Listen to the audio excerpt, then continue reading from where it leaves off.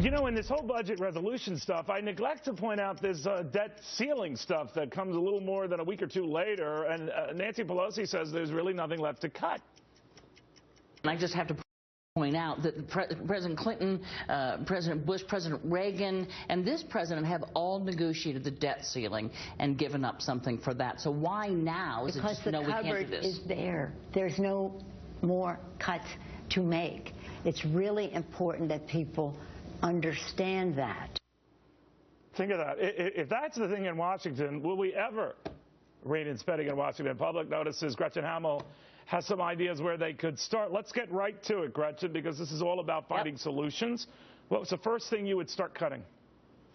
Well, I think you have to look at some of the longer-term issues that we have with our entitlement programs. I mean, just look, $1.4 billion was made in disabled payments, improperly made in disabled payments to people who had jobs. $44 billion was wasted in Medicare given to people who didn't need it. And if you go on and you look at the other programs that we have in our government, there's tons of examples like this. We created a whole wiki site called Spendopedia that lists out hundreds of examples that we can actually go in and cut.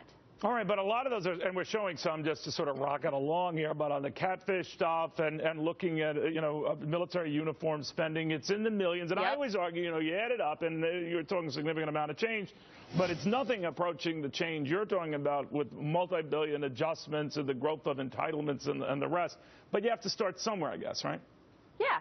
I mean, that's a longer-term problem. I mean, reform has always been a tough issue for Washington to take on, and it's always what they call the third rail. But if you look at some of the other programs we can cut, you can cut $14 million in a duplicative catfish program that was started back in 2008.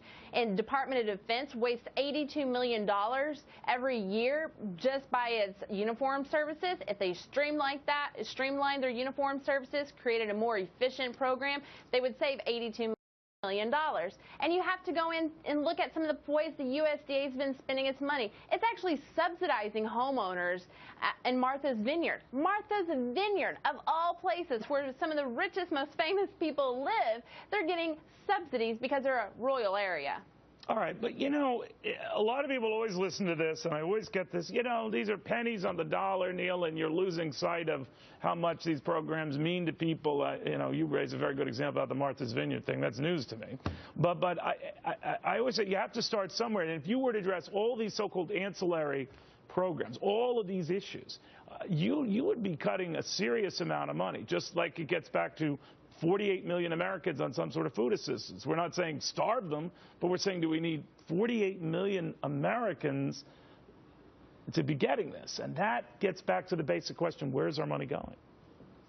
Where's our money going? As taxpayers, we need to know what our government is doing with its money, and that's why we have a petition on our website to call for transparency when it comes to how the government is spending our dollars. I mean, we see this waste and frivolous abuse all day long, and everyone knows that it's easy to spend someone else's money, but it's hard to spend your own money. And every American out there knows that, you know, pennies on the dollar, cutting your coffee, cutting this, cutting that in your home budget makes a difference over the long haul. And that's the mentality that Washington needs to take. It's not a Santa Claus policies that we need to continue handing out everything to everyone who wants something. We have to think about what our priorities and what the role and the responsibility is of government and start from there.